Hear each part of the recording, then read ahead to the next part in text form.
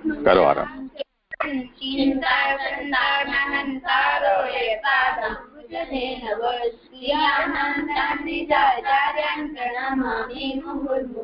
યદનુગ્રહતો જંતુ સર્વદુઃખાતિગો ભવેત તમહં સર્વદા વંદે શ્રીમદ્વલ્લભનંદનમ અજ્ઞાનતિમિરાંધસ્ય જ્ઞાનાંજનશલાકયા ચક્ષુરુન્મીલિतं येन तस्मै श्रीगुरवे नमः नमामि हृदये लीलाक्षीराभिषायणं लक्ष्मीसहस्रलीलाभिसेव्यमानं कलानिधिं चतुर्भिष्टे चतुर्भिष्टा सर्वे विराजते पञ्चधारते मम. दंडवत प्रणाम जी जी. हाँ राजेश. વાસુદેવદાસજી નો બીજો પ્રસંગ. એક દિવસ શ્રી વાસુદેવદાસ ઠકરા નો બીજો પ્રસંગ. એક દિવસ એક વખત શ્રી ગોપીનાથજી આગ્રા પધાર્યા હતા. ત્યારે શ્રી ગુસાઈજીએ 100 સોના મહોરો ભેટ વાસુદેવદાસને શ્રી ગોપીનાથજીએ અડેલ પહોંચાડવાનું કહ્યું. વાસુદેવદાસે લાખનો ઘોડો બનાવી અને ત્યાં ચાલવા લાગ્યા. લાખનો ઘોડો બનાવી વૈરાગીનો વેશ ધારણ કરી લાખનો ઘોડો બનાવી અને ચાલવા લાગ્યા. પછી અડેલ આવ્યું ત્યારે શ્રી ગુસાઈજીએ પત્ર અને સોના મહોરો આપી અને એમના જવાબમાં તેમને પહોંચ અને પત્ર વાસુદેવદાસને આપીને તેમને શ્રી ગોપીનાથજીને પાસે મોકલ્યા. ત્યારે શ્રી ગોપીનાથજીએ વાસુદેવદાસને કહ્યું કે તમે આ સોના મહોરો કેવી રીતે લાવ્યા. ત્યારે વાસુદેવદાસે બધી વાત કહી. તો શ્રી ગુસાઈજીએ તેમને આ કરવાની ના પાડી.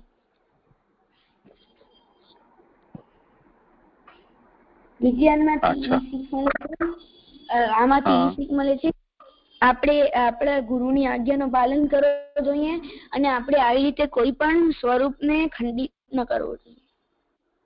શાબાશ.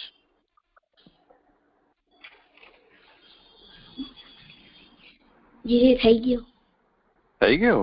સારું. ઓર કોણ કરે છે? દંડવત પ્રણામ જી જી. સારું છે. પછી જયારે જટાયુના ભાઈ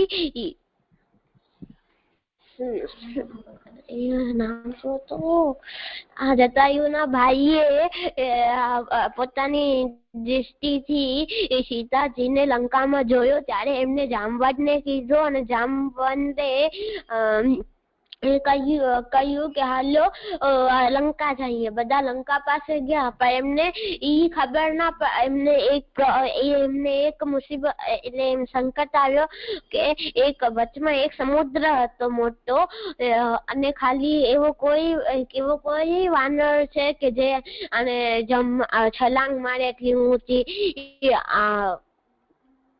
અંગત 100 મીલની મારી શકે છે. હું તો બુઢો થઈ ગયો છું. પછી બધા વાનરોએ હનુમાનજીની યાદ કરી. હનુમાનજીએ કહ્યું. ત્યારે એમને હનુમાનજીની શક્તિ એમ કીધું કે તો હનુમાનજીએ જય શ્રી રામ બોલે તો એમને પોતાની શક્તિ યાદ આવી ગઈ અને એમને જયારે પોતાનું શરીર વધાર્યો અને રામજીનો નામ લઈને વધાર્યો અને પછી ગયા વચમાં અને એમાં આખી પ્રકૃતિ બી એમની મદદ કરતી હતી. સૂર્યએ પોતાની ગરમી ઓછી કરી નાખી. પછી ચંદ્રમા પોતાની ચાંદની ફેલાવી અને વાયુએ હનુમાનજીને ઉડવા સહાયતા કરી. ત્યારે પછી એમને વચમાં એક રાક્ષસી મળી. એમને કીધું કે તમે પેલા મારા મોઢાના અંદર જાઓ પછી તમને જવા દઈશ. પાછો હનુમાનજીએ કીધું મને જવા દો. તો એમને કહ્યું કે ના પેલા મારા મોઢાના અંદર જાઓ પછી જવા દઈશ. ત્યારે એમને પેલા ગયા, એને પોતાનો મોટો શરીર લીધો. એના પછી જયારે રાક્ષસે પોતાનો મોઢો ખોલ્યો ત્યારે એમને નાનો શરીર લઈ અંદર ગયા ને બારે આવી ગયા. હનુમાનજીએ કહ્યું કે હવે મેં તમને તમારું કહેવા માની ગયો, હવે જાઓ છો. ત્યારે ઈ નાગપુત્રી એટલે નાગની પુત્રી હતી. એને દેવતાએ પરીક્ષા લેવા મોકલ્યા હતા. પછી આવી મુસીબતથી કઠિન એવી પાર કરી પછી હનુમાનજી લંકા પહોંચ્યા. આમાંથી શીખ મળે છે કે આપણે સંકટ આવે, આપણે મુસીબત આવે, પણ આપણે ઠાકોરજીનું નામ લઈને લેવું જોઈએ. શાબાશ. થઈ ગયું. આમાં કઈ પ્રશ્ન છે? ના જી નહીં છે. સારું, ચલો ભક્તિ કીર્તન કરશો? કયું કરશો કીર્તન? ગાયોના ગોપાલ. અચ્છા, હા કરો. ગાયોના ગોપાલ મન લાયોના નિવારી લાજ, પાયોના પ્રસાદ સાધુ મંડળી में જાય કે, ગાયોના ગામાતા બેના વિચીના કે કુંજાના ગાયોના શરણ જાય વિઠ્ઠલે શરાય કે, ગાયોના ગોપાલ મન લાયોના નિવારી લાજ, દેખેના સેના ગર્દીનો ઠાક્યો ના છબીલી છબી, સિંહ બોલ ગાયો નીતિ સગુણવાય કે, ગહે હરી દાસ લોહી લાગુનાઈ,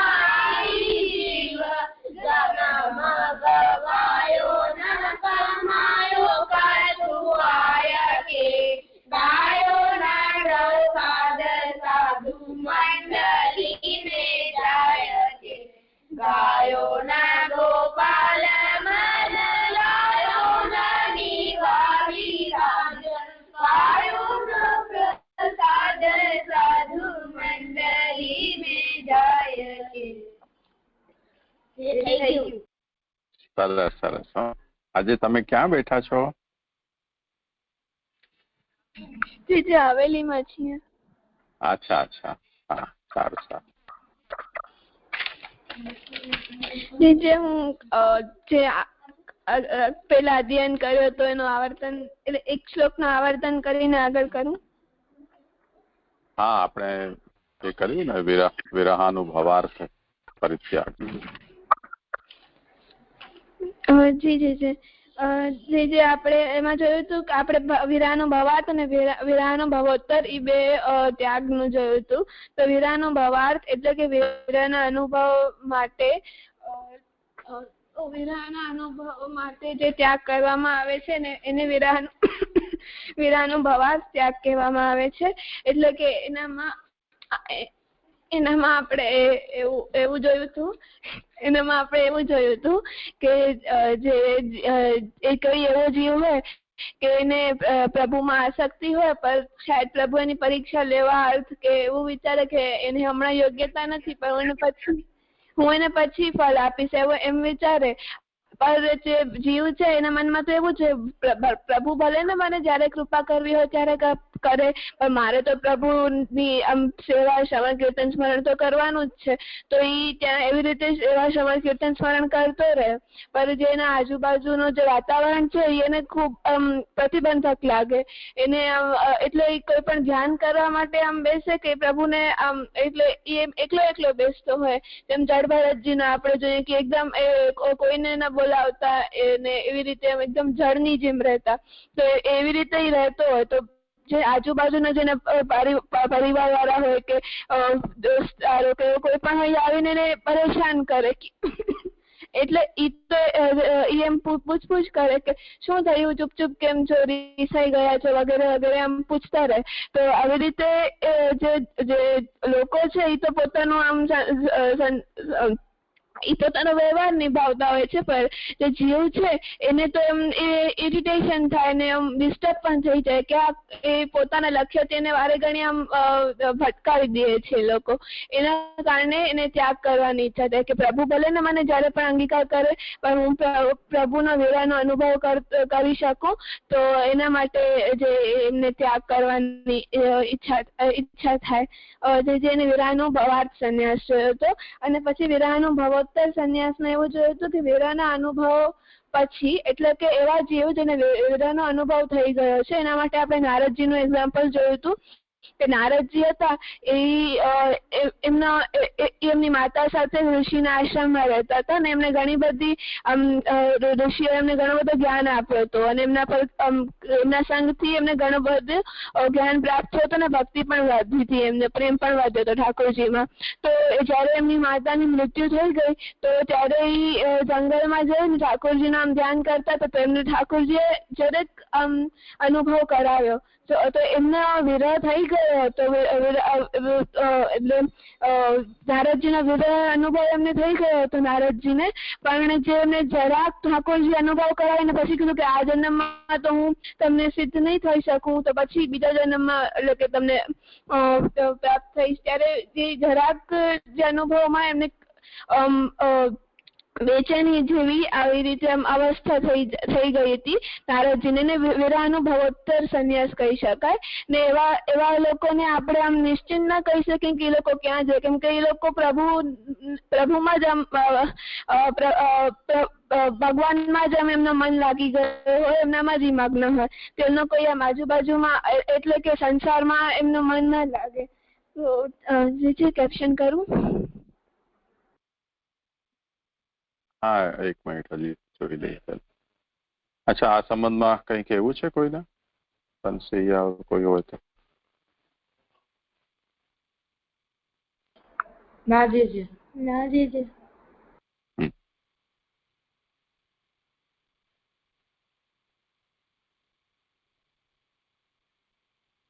તો વિરહાનુભવાર્થં તુ પરિત્યાગઃ પ્રશસ્યતે. એમાં આપ સાન્વીએ કદાચ આનો કેપ્શન કર્યો હતો, પણ ફરીથી કરી લો, કેમ કે એ આગળ સાથે પણ જોડાયેલો છે થોડો. જી. ભક્તિની સિદ્ધ દશામાં વિરાહનો ભવોત્તર સંન્યાસ તો પ્રપંચ વિસ્મૃતિ પૂર્વક ભગવદાસક્તિ રૂપ નિરોધ સિદ્ધ થઈ જવાથી બાહ્ય ત્યાગની આવશ્યકતા રહેતી નથી. ત્યાગ નિર્વાહક વૈરાગ્ય તો ઉત્કૃષ્ટ ભક્તિના સ્વભાવવશ હોવાથી તેના કર્તવ્ય કે અકર્તવ્યના વિચારની પણ આવશ્યકતા નથી. તેથી ભક્તિની સિદ્ધ દશામાં વિરાહનો ભવાર્થ સંન્યાસ ભક્તિભાવની દ્રઢતાને નભાવવામાં પ્રશસ્ત માનવામાં આવે છે.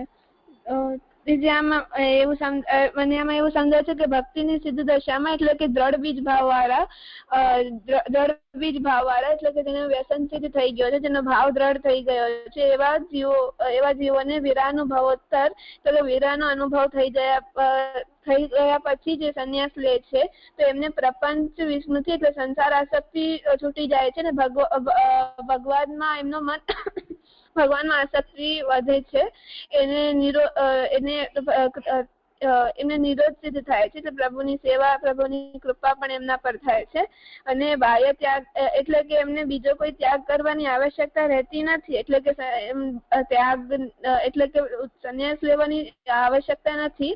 તો અને પછી જે ભક્તિની સિદ્ધ દશામાં વિરાહનો ભવાર્થ સંન્યાસ એટલે કે જેનો ભાવ દ્રઢ થઈ ગયો છે પણ એ લોકો વિરાહનો અનુભવ કરવા માટે જે સંન્યાસ કરે છે એ ભક્તિભાવની દ્રઢતાને નભાવવા એટલે બીજ ભાવને દ્રઢ કરવા માટે એ આવું કરે છે. જે મને કેપ્શનમાં એવું સમજાયું. और कोई ने कहूं છે? પ્રણામ જીજી. જે મને એમાં એવું સમજાયું કે દ્રઢ બીજ ભાવ વાળા છે સિદ્ધ દશામાં, એવો વિરહના અનુભવોત્તર એટલે વિરહના અનુભવ પછી જે સંન્યાસ હોય છે એ લે તો એનો કોઈ એટલે એમને એ થઈ ગયો છે વિરહનો અનુભવ, એટલે એમનો ભાવ સિદ્ધ થઈ ગયો છે એટલે એમને બાહ્ય ત્યાગની આવશ્યકતા રહેતી નથી. તેઓ પણ એ લોકોના ઈ વિરહ અનુભવાર્થ સંન્યાસ લઈ શકે છે, કારણ કે એમનો ભાવ સિદ્ધ થઈ ગયો છે. તો તેઓ વિરહના અનુભવ કરવા માટે અગર જો સંન્યાસ લે તો એનામાં ભક્તિ ભાવમાં હજી વધારે દ્રઢતા થાય છે. જેથી મને એવું સમજાય.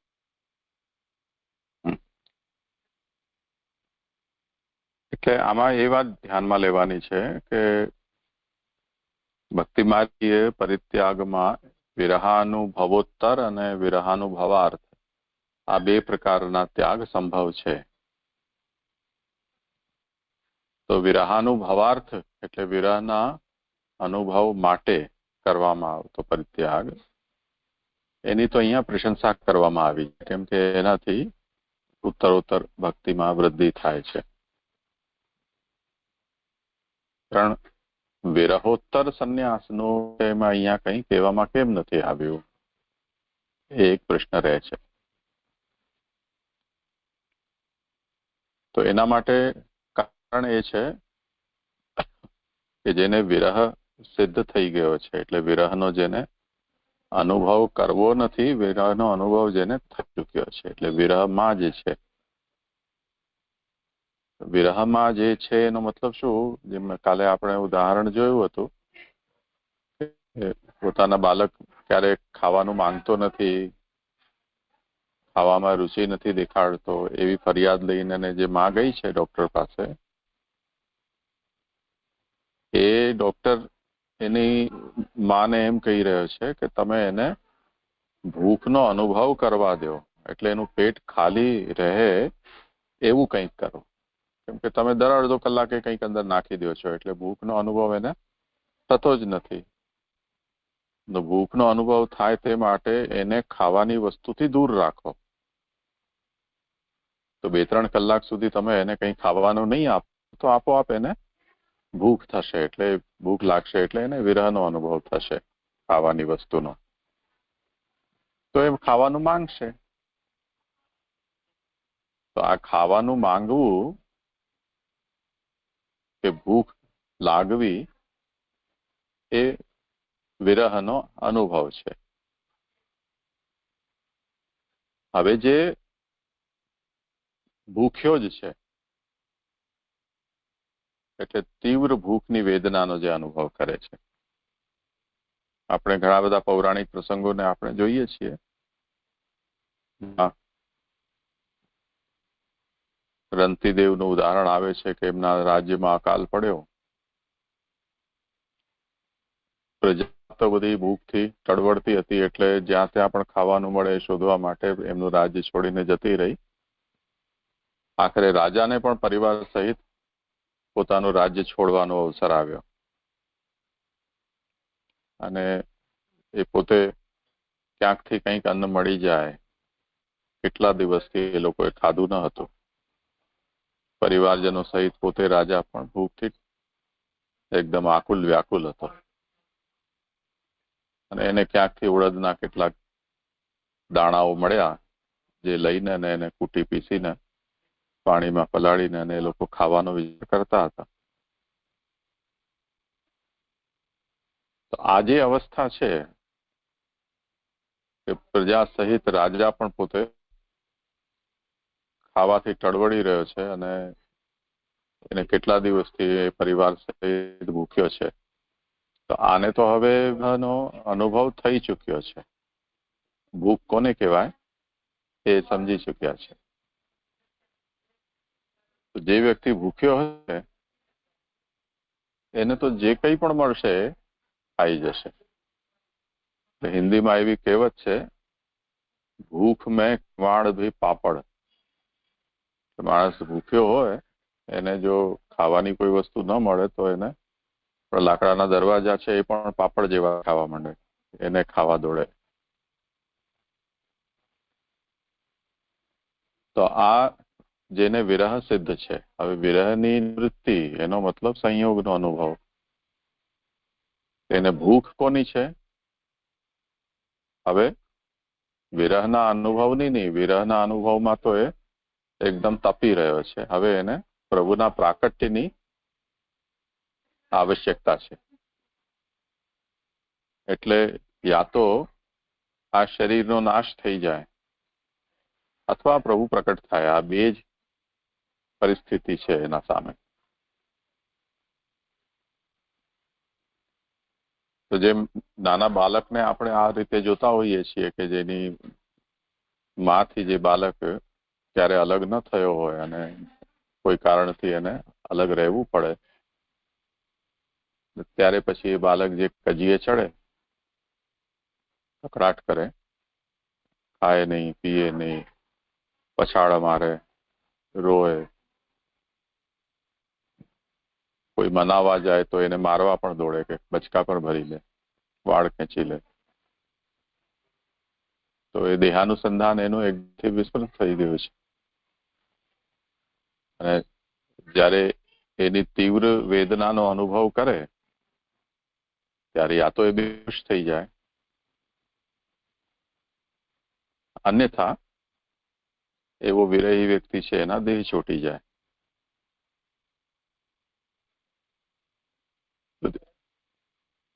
કેમ કે આપણા શરીરની અંદર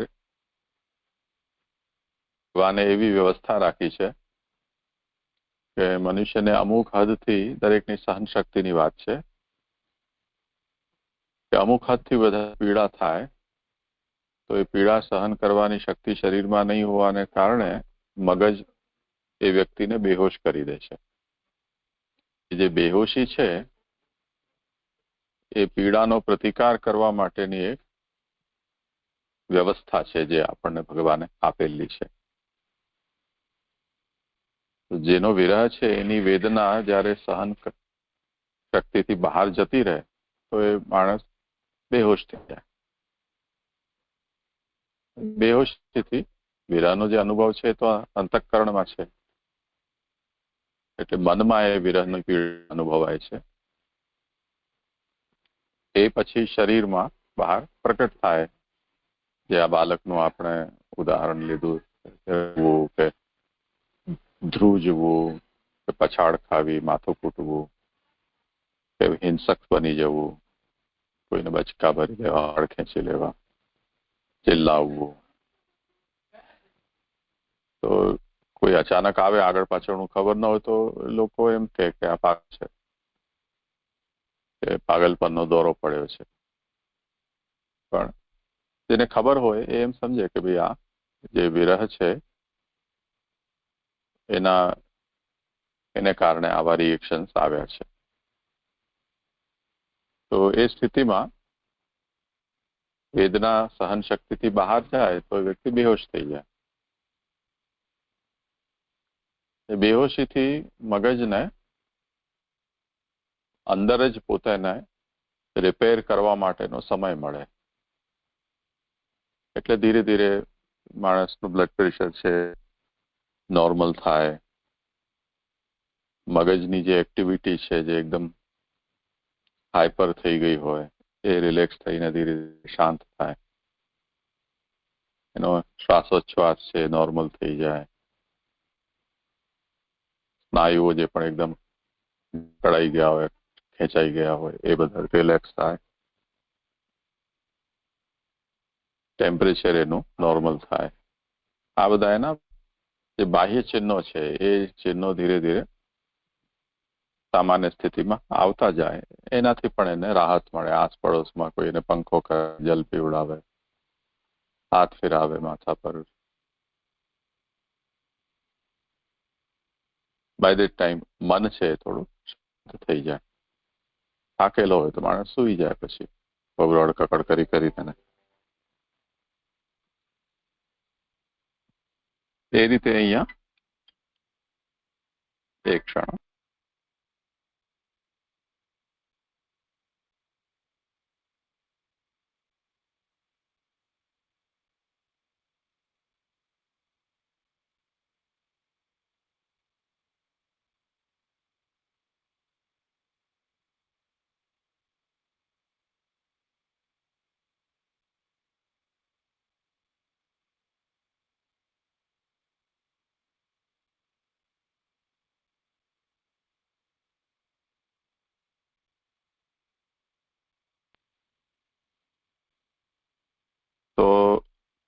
આ જે સ્થિતિ છે એ જેને હવે વિરહનો અનુભવ થઈ ગયો છે અને એ કક્ષા ઉપર પહોંચેલું છે કે યા તો પ્રભુ પ્રકટ થાય, જો ન થાય તો પછી હવે આ દેહ કોઈ ઉપયોગી નથી. એ સ્થિતિમાં જે વિરહનો અનુભવ કરી રહ્યો છે એ ન તો કોઈને પૂછવા જવાનો છે કે મારે આ સ્થિતિમાં શું કરવું, ન એને કોઈ કહે તો એ કંઈ કામ લાગવાનું છે. તો જેમ બાળક જિદ્દે ચડે તે વખતે તમે બલબલાને બોલાવીને એને મનાવવાનો પ્રયાસ કરો, ગમે તે પ્રકારના બહાના કરો કે એને ફોસલાવો, એને કોઈ વસ્તુ આપો, એ કંઈ જ કામ ન કરે. કેમ કે એના મનમાં તો એક જ વસ્તુ છે કે ગમે તે મારી માં જોઈએ છે. તો એને કોઈ મનાવી પણ ન શકે, એને કોઈ ઉપદેશ પણ કોઈ કામનો હોતો નથી કે ન એ કોઈને પૂછવા જઈ શકે એવી એની સ્વસ્થતા હોય છે કે હવે આ સ્થિતિમાં મારે શું કરવું. એટલે કદાચ એવો વિરહી ભક્તને કોઈ એમ કે તું આજે પહાડ ઉપર ઉભો છે, ભગવાન ક્યાં છે, તું ગોતે છે, આ ખીણમાં ભગવાન છે, તો કૂદી પડે ત્યાંથી.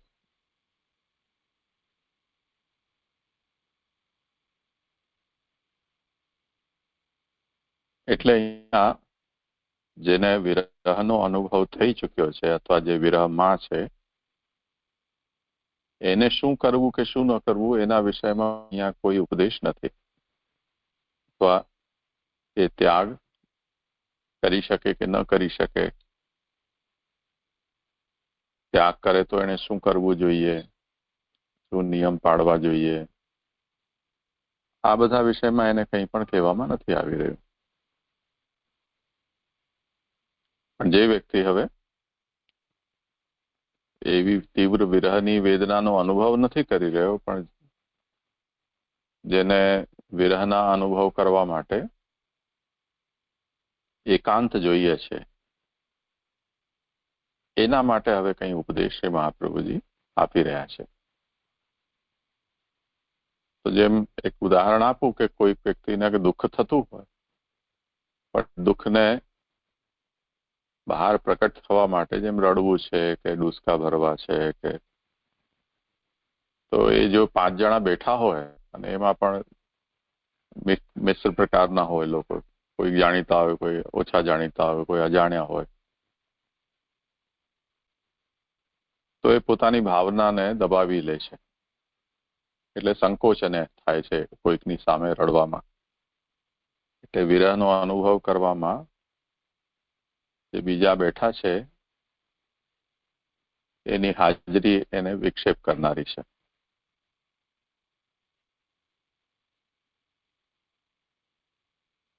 એટલે એ જેવું આવેશ આવે દુઃખનો પ્રબલ થાય તો એ બધાને વચ્ચેથી હટીને એને કોઈ એકાંતમાં જતા રહે, પછી ત્યાં પોતાનું દુઃખ ખુલ્લા મનથી પ્રકટ કરી લે. એવામાં કોઈ વ્યક્તિ એમ કે અરે અચાનક ક્યાં ચાલ્યા ગયા, તો જે જાણીતો વ્યક્તિ હોય એને તો સ્વભાવની અને પરિસ્થિતિની ખબર હોય, એટલે એ પેલો અજાણ્યા વ્યક્તિને એમ સમજાવે કે આવી જશે હમણાં થોડી વાર. એને ખબર છે કે હવે બધાની સામે દુઃખ પ્રકટ કરી શકે એવું છે નહીં અને દુઃખનો જીરવી શકાય એવું પણ નથી. એટલે એ કોઈ એકાંત સ્થાનમાં દુઃખને પ્રકટ કરવા માટે ગયા છે. તે થોડી વારમાં સ્વસ્થ થઈને આવી જશે. પછી થોડી વારમાં આવે ત્યારે ચહેરાને જોઈને અને જે લોકોને પણ દુઃખનો આવો અનુભવ થયો હોય એ સમજી જાય કે ભાઈ આંખોની આજુબાજુ ભીનું ભીનું હોય કે લાલાશ હોય કે નાક લાલ થઈ ગઈ હોય, તો એનાથી એ વ્યક્તિ રડીને એને આવી છે એવું આપણને અંદાજ આવી જાય.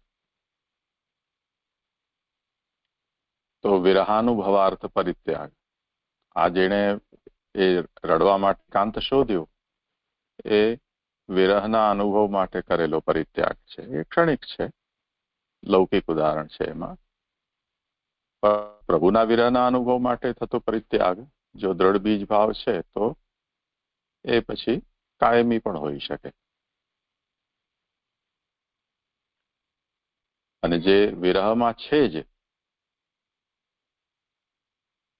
તીવ્ર વિરહનો જે અનુભવ કરે છે, એ પછી અજાણા વ્યક્તિ સામે પણ સંકોચ નહીં થાય. એ તો જે રીતે પણ એ વિરહજન્ય જે વેદના બહાર પ્રકટ થતી હશે એમ બધા સમ્મુખ પણ કોઈ પણ જાતની લજ્જા વિના એ પ્રકટ થઈ જ જશે. એટલે જેને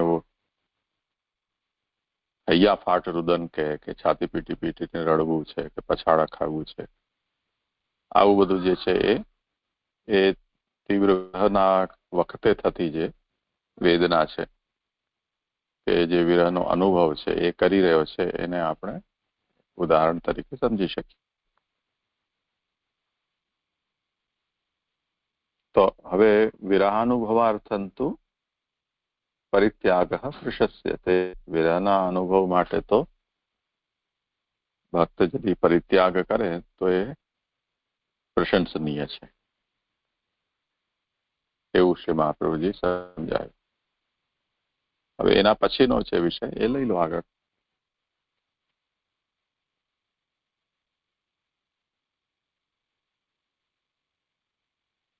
ભક્તિ જીજે છે જીજે મને એવું સમજાયું કે વિરાનું ભવોત્તર માટે અહીંયા વાત નથી કહેવામાં આવી, કેમ કે વિરાનું આપણે વિરાનું ભાવાર્થ અને વિરાનું ભાવોત્તર એમ સમજાતા કે બંને સિદ્ધ દશામાં છે, બંનેનો ભાવ દ્રઢ છે, પણ વિરાનું ભવોત્તર ને વિરાનું અનુભવ થઈ ગયું છે.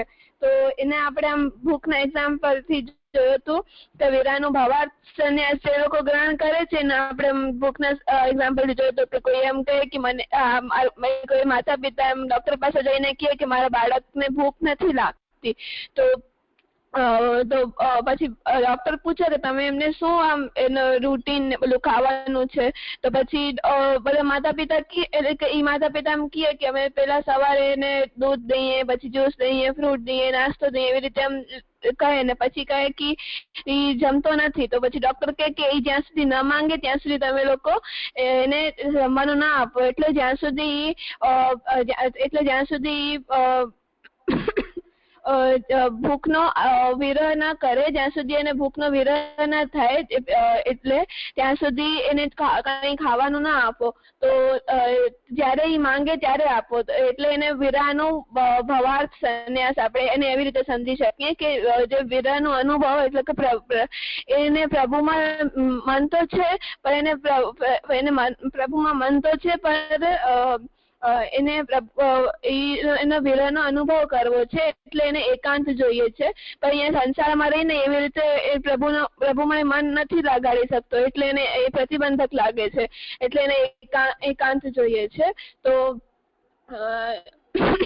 એટલે એ ત્યાગ કરે છે. તો એમના માટે અહીંયા વિરાનો ભવાર્થ સંન્યાસી લોકો કરે છે, એમનો ત્યાગ પ્રશંસનીય, એટલે કે એમનો ત્યાગ એ લોકો ત્યાગ કરી શકે છે એવું કહેવામાં આવે છે, પ્રશંસનીય છે, વખણાય છે.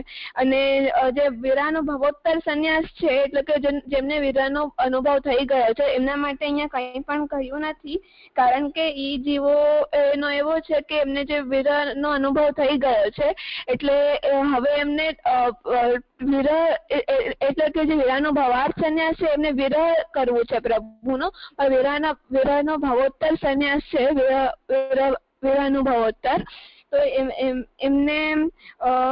એમને એવું છે કે પ્રભુ હવે અમને વિરહનો અનુભવ તો થયો છે, હવે અમને વિરહ નથી કરવો, અમને હવે પ્રભુ પ્રકટ થાય, અમને પ્રભુ દર્શન આપે, પ્રભુની સેવા અમને મળે, એવું એમને મનમાં થાય છે. એટલે વિરહનો ભવોત્તરમાં એમને એવું થાય છે કે અંતઃકરણમાં એટલે મનમાં એમને એવું પીડા થાય છે કે પ્રભુનો વિરહનો અનુભવ એમ લોકોને થાય છે, પણ એમને મનમાં એવી રીતે થાય છે. પણ જે ક્યારેક આવી રીતે જે વિરહનો અનુભવનો તીવ્ર થઈ જાય ત્યારે એમને બેહોશ થઈ જાય કે આમ અસહ્ય પીડા થાય. તો એના કારણે જે જે આપણે જે લોકોને વિરહ થાય છે એ તો એમને મનમાં થાય છે, તો એનો જે બોડી ઉપર જેનો કોન્ટેક્ટ થાય છે તો એના કારણે અસર દેહ ઉપર થાય છે, એના કારણે ક્યારેક મૂર્છા આવી જાય છે. તો એ દેહને એટલે એવી રીતે વિરહ જ્યારે તીવ્ર વિરહ થાય છે તો શરીરને એમ મનને એમ થાય છે કે એ જે જીવ છે એને એવી રીતે થાય છે કે અગર પ્રભુનો વિરહનો અનુભવ તો થઈ ગયો છે, પણ હવે મને પ્રભુ જોઈએ છે, અગર મને પ્રભુ નથી મળતા તો આ દેહનો કઈ કામ નથી, એવી રીતે એમને આમ મૂર્છા આવી જાય છે. તો એવા જીવો માટે અહીંયા એટલે કઈ સ્પષ્ટ વાત નથી કહી, એટલે કે એમને ત્યાગ કરવો જોઈએ કે ન કરવો જોઈએ એવું કઈ કહ્યું નથી, કેમ કે એવા જીવો માટે એવા જીવોનો અનુસંધાન દેહનો રહેતો નથી, એટલે એમને પ્રભુમાં જ ખાલી મન લાગે. એમને કોઈ બીજી વસ્તુ, જેમાં આપણે એક્ઝામ્પલ આપ્યો કે નાનો બાળક હોય એને એની માં કે બારે ગઈ હોય અને અગર એને થોડી વાર એને માની યાદ આવી જાય તો એ કન્ટિન્યુ રડવાનું ચાલુ કરી નાખે, અને અગર આપણે કોઈ બીજી વાતમાં આમ ભટકાવાનું ટ્રાય કરીએ તો પણ એ ન ભટકે, અને પ્રભુમાં જ મતલબ એની માતા માટે જ માતા ખપે છે ને એવી રીતે રડવાનું ચાલુ કરી નાખે, ઉભો જ ન રહે. તો એવી રીતે જે વિરાનું ભગવત સંન્યાસ છે જે લોકો ગ્રહણ કરે છે એવા જીવોને પ્રભુનો જ અનુસંધાન રહે છે, કોઈ બીજા ઉપર આમ કોઈ બીજાને કોઈ બીજી પ્રવૃત્તિમાં એમને આકર્ષિત કરવા જાય કોઈ તો એમનો નથી થતો એમનાથી એવી રીતે. તો એવી રીતે અમને આમ સમજવું જોઈએ, તેથી મને એવું સમજાયું. હા, બરોબર છે.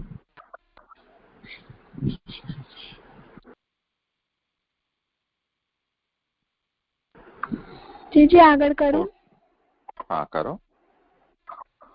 જી વિરાનુભવાર્થ તુ પરિત્યાગઃ પ્રશસ્યતે.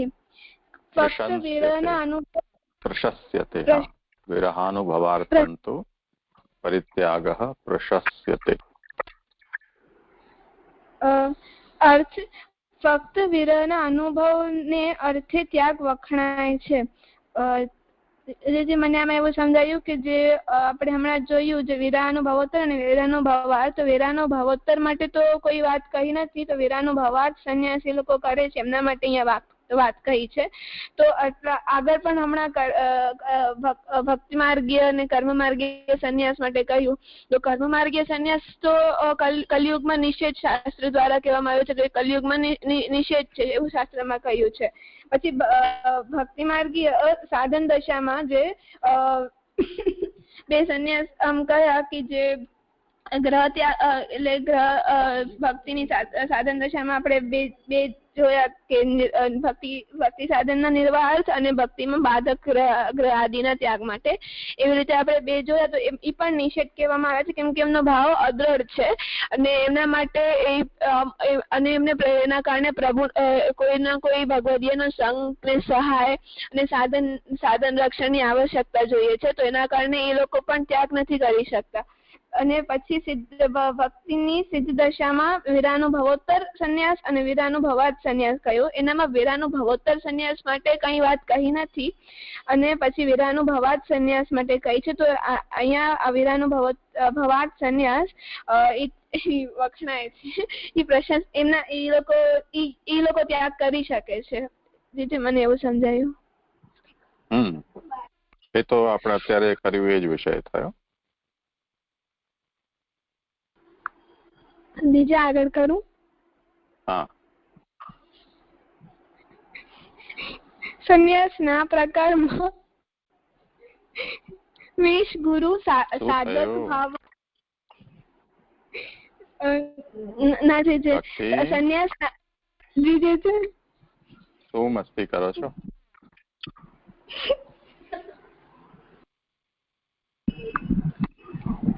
ના જે કઈ નહીં. અચ્છા, ભલે. સંન્યાસના પ્રકારમાં વેશ, ગુરુ, સાધક ભાવોદ્બોધનના ઉપાય અને બાધકોનું નિરૂપણ. સવીય બંધ નિવૃત્ત્યર્થમ વેશઃ સૂત્ર ન ચાન્યથા. ફક્ત વિરહના અનુભવને અર્થે ત્યાગ વખણાય છે. ત્યાગમાં કાષાય વસ્ત્રાદિક ભગવો વેશ છે તે પોતાના સંબંધીની નિવૃત્તિને લીધે છે, બીજા પ્રકારે નથી.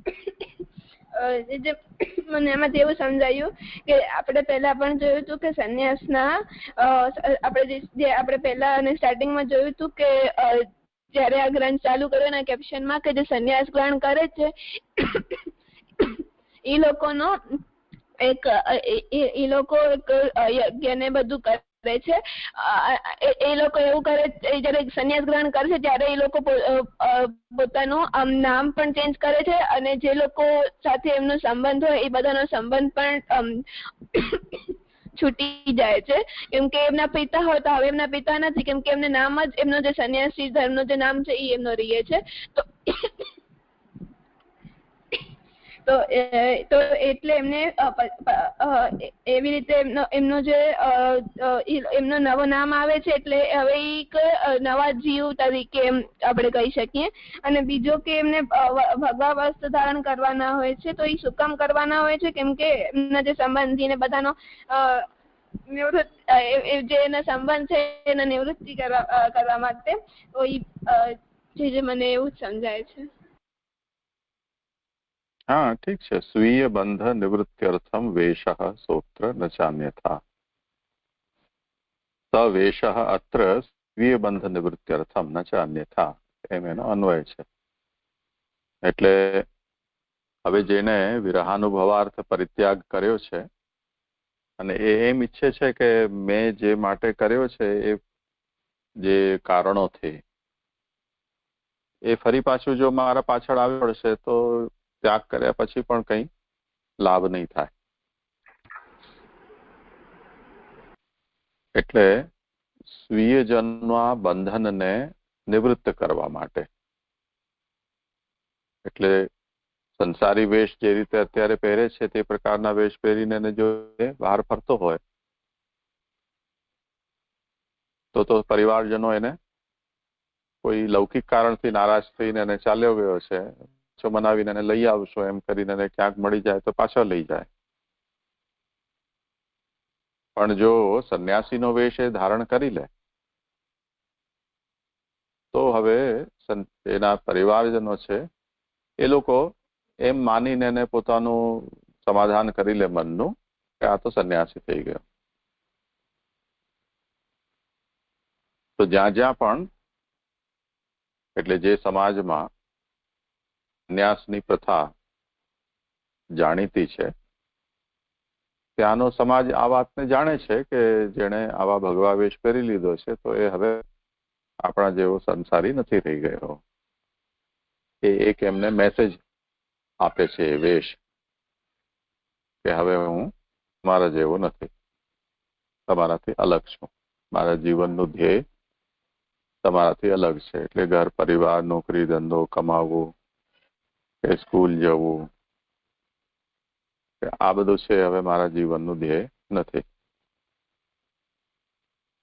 તો સ્વીય બંધ નિવૃત્ત્યર્થમ વેશઃ.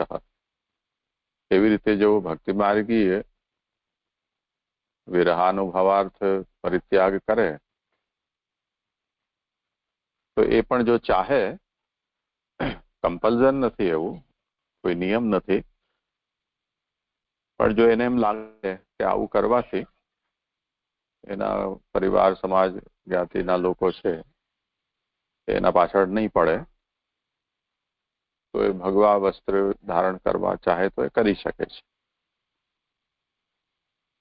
એટલે ભક્તિ માર્ગીય સંન્યાસમાં તે કર્મ માર્ગમાં કે જ્ઞાન માર્ગમાં સંન્યાસ ધારણ કરવા, સંન્યાસ લેતી વખતે વસ્ત્ર વગેરેના જે નિયમ છે એવો કોઈ નિયમ નથી.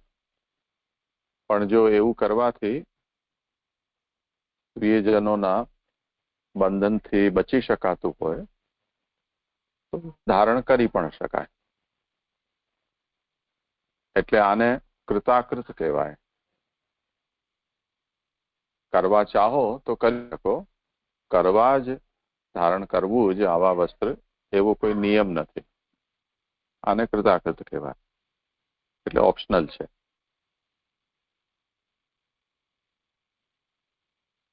તો આ એક વિષય થયો, વેશ ધારણ કરવો. સ્વીયબંધ નિવૃત્ત્યર્થમ વિષય સૂત્ર ન ચાન્યથા. એના પછી બીજો વિષય હશે.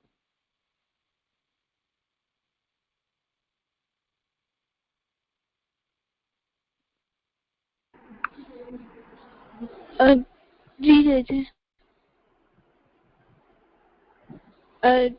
જે મને એવું સમજાયું કે જે અહીંયા આમ ભગવા રંગના વસ્ત્ર એવો સંન્યાસી ધારણ કરે છે, કારણ કે એમના સંબંધી સાથે એમની જે નિવૃત્તિ, એમના ભાવથી નિવૃત્તિ થઈ શકે, કારણ કે પેલા તો જે સંન્યાસ લેવા પહેલા જે જીવો હતા એ લોકોને એવું હતું કે હવે જે એમના ઘર પરિવાર સાથે આસક્તિ હતી તો એમને હતી, તો એમના ઘર પરિવાર વાળાને પણ આમ સંન્યાસી લેવા પહેલા જે વ્યક્તિ હતો એના સાથે આસક્તિ હતી. તો જયારે આવી રીતે ભગવા વસ્ત્ર ધારણ કરે છે તો એવી રીતે આમ એવી રીતે એ લોકોને તસલ્લી થઈ જાય છે કે આ તો સંન્યાસી છે, તો હવે તો આપણે આના કોઈ આમ સંબંધી થયા નહીં, એટલે આ કોઈ એટલે ભગવા વસ્ત્ર ધારણ કરવામાં આવે છે. તો જે સંબંધ એટલે કે જે સંન્યાસ ગ્રહણ કરે છે ને એવું થાય કે સંન્યાસ ગ્રહણ કરવા પહેલા જે મારી હતી, જે લોકો મને એવી રીતે આમ સંસાર આસક્તિ કરતા, સંન્યાસ ગ્રહણ પછી એવી રીતે થાય, તો એના માટે એનો પ્રશ્ન છે. તો એના માટે અહીંયા કહ્યું છે કે ભગવા વસ્ત્ર ખાલી એના માટે જ છે કેમ કે તમારા સંબંધીઓ અગર એવું કઈ વિચારે કે એનો આસક્તિ હોય તમારા સાથે તો એ છૂટી જાય, કેમ કે એ લોકો એમ વિચારશે કે આ તો સંન્યાસી છે, તો એના માટે જ છે. ને આ વાત ઓપ્શનલ કહી છે, એટલે કે કરવા હોય તો કરી શકાય એમ, સંન્યાસ લીએ એના માટે. એ જે મને એવું સમજાયું. હા, ઠીક છે.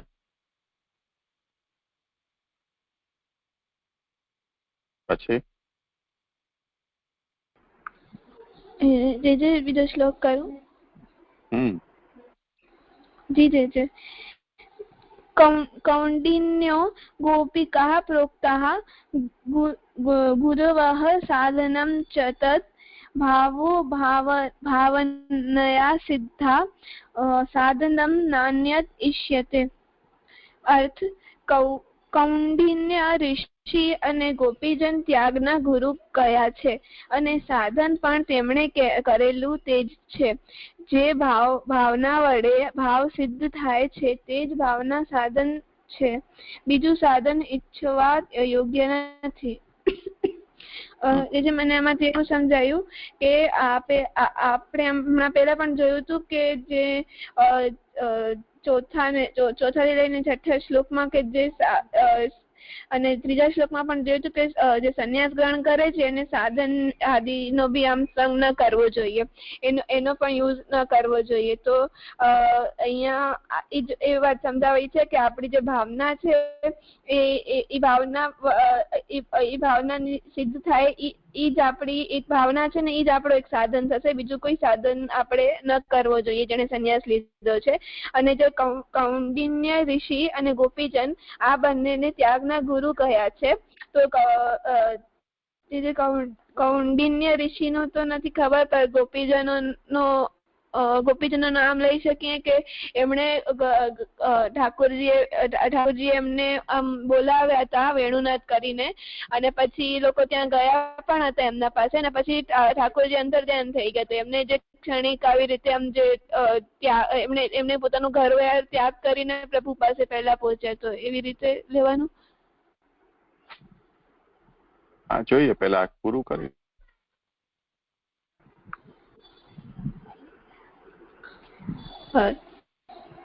જી એટલે કૌંડિન્ય ઋષિ અને ગોપીજન ત્યાગના ગુરુ એમને કયા છે, અને એ લોકોએ જે સાધન કર્યા છે એટલે એ લોકોએ જે સાધન કર્યા છે એ જ કરવાનું એમ કહ્યું છે. તો જે ભાવના વડે ભાવ સિદ્ધ થાય છે, એટલે કે જે એ લોકો જે ભાવના એટલે એ લોકોના પર જેવા ભાવના એમણે કરી હતી એ જ એક સાધન કર્યો. તો એવી રીતે જે સંન્યાસ લે છે એમને પણ એક ભાવના છે એને જ સાધન બનાવવાનું, પોતાનો જે ભાવ છે, જે એમના ભાવ છે એની ભાવનાને જ સાધન બનાવવાનું અને એ જ્યાં સુધી સિદ્ધ થાય એને સિદ્ધ બનાવવાનું.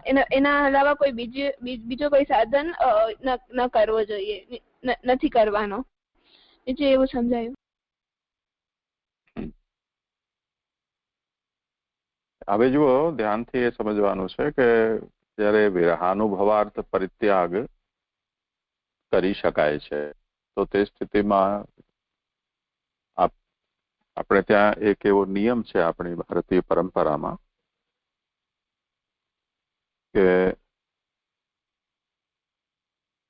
જ્યારે પણ તમારા જીવનમાં કોઈ મોટું પરિવર્તન કરવાનું આવે તો તે વખતે એ પરિવર્તનની સાક્ષી એની કોઈક વિધિ સંસ્કાર અને સંસ્કાર કરાવનાર આજ્ઞા આપનાર વૃદ્ધ વડીલ ગુરુ એ આવશ્યક છે. તો જેમ નાનું બાળક છે એ સ્કૂલ જાય તો સ્કૂલ જતી વખતે એમ અક્ષરારંભ કરવામાં આવે કે વેદારંભ કરાવવામાં આવે, આપણે ત્યાં ઉપનયન સંસ્કાર થાય અને પછી ગુરુકુલમાં પ્રવેશ થાય, તો ત્યાં આ બધી વિધિ વિધાન કરવામાં આવે છે. લૌકિકમાં પણ આજકાલ ભારત સરકારમાં પ્રવેશોત્સવ ને એવું બધું મનાવવામાં આવતું હોય છે. તો એ બધું લોકમાં પણ છે અને શાસ્ત્રમાં પણ છે. તે જ રીતે ગ્રહસ્થ આશ્રમમાં પ્રવેશ કરે તો વખતે પણ આ બધી જ વિધિ વિધાનો હોય છે. કેટલાક પરિવર્તનો જીવનના આવે છે એમાં સૂક્ષ્મ વિધિ હોય છે, કેટલીકની અંદર વિસ્તૃત હોય છે. તો જેમ ઉપનયન અને વિવાહ સંસ્કાર છે એમાં તો બહુ જ સમારોહપૂર્વક બધું થતું હોય છે, કેમ કે બહુ મોટું પરિવર્તન છે.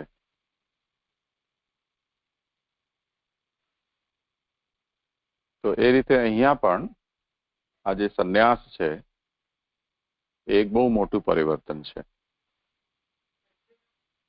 કે જે ગ્રહસ્થાશ્રમમાં તમે પ્રવેશ કર્યો, જે ઘર સમાજ પરિવારની સાથે તમે રહ્યા, સડનલી તમે હવે તમારું આખો જીવનક્રમ બદલી છો. એટલે જે જાતનો જૂના સંબંધનો પરિત્યાગ કરો છો, નવું તમે નામ લઈ રહ્યા છો, નવી જાતની જીવનશૈલી તમે અપનાવશો, તમારું જીવનનું લક્ષ્ય હવે બદલાઈ જશે.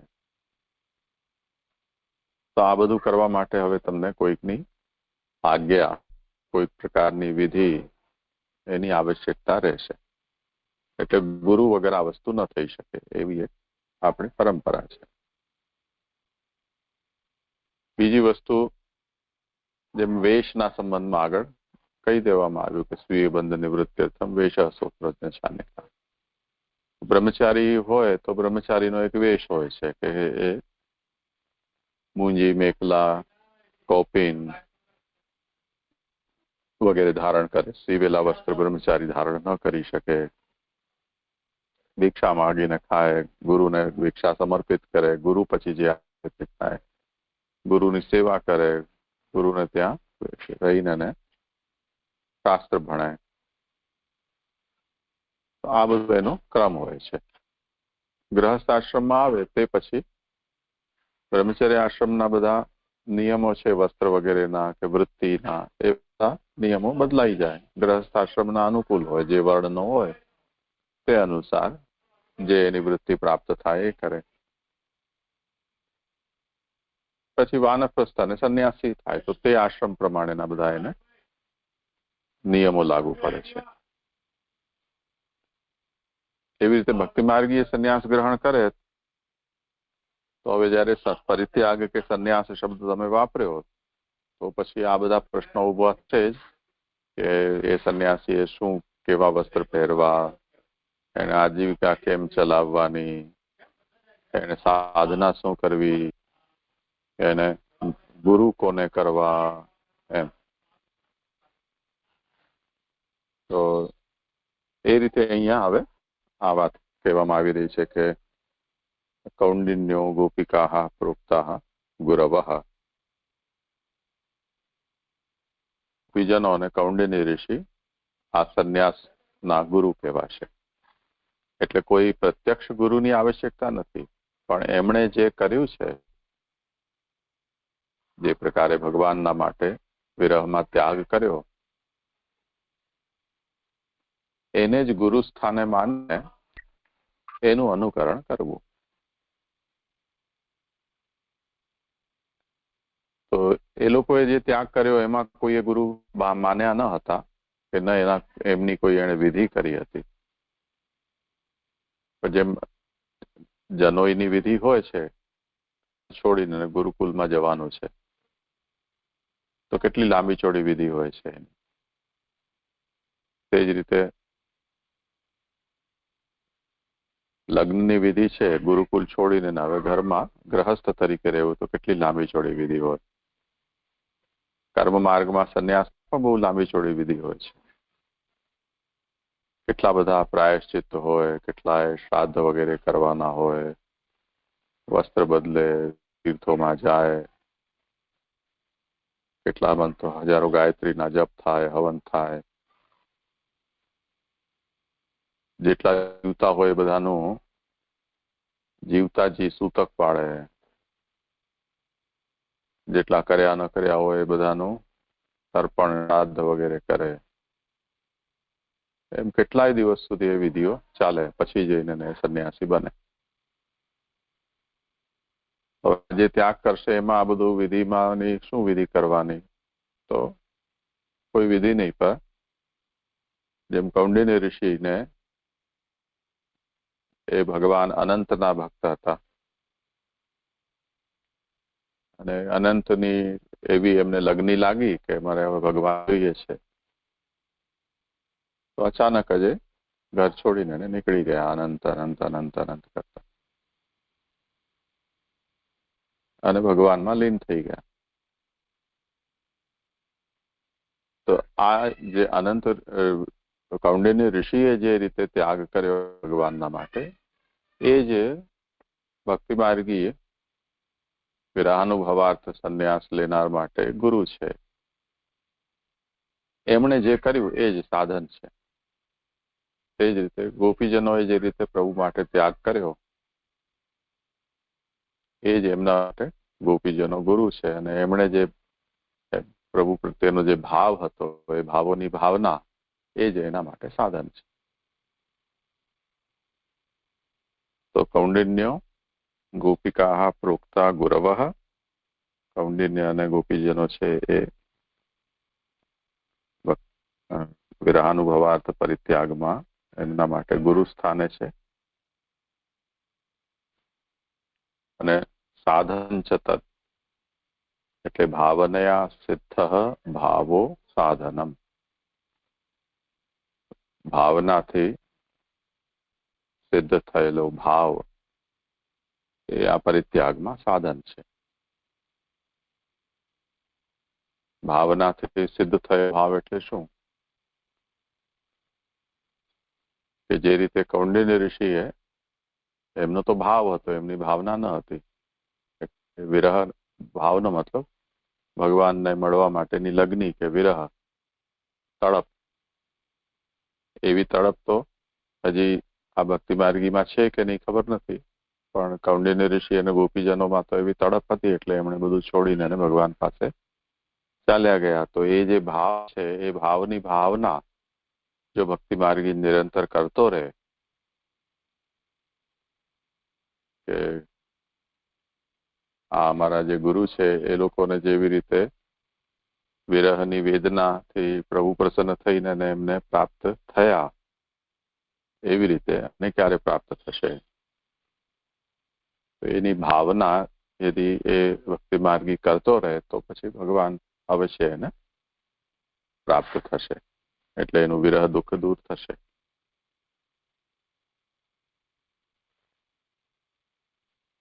સમજાયું? સારું, આજે સમય થયો છે તો અહીંયા રાખીએ. હવે કાલે અમે યાત્રામાં હશું, એટલે કાલે તો નહીં જ થઈ શકે. પરમ દિવસથી જો અનુકૂળતા હશે તો હું તમને જણાવીશ, તો કરીશું. ઠીક છે? જી જી જી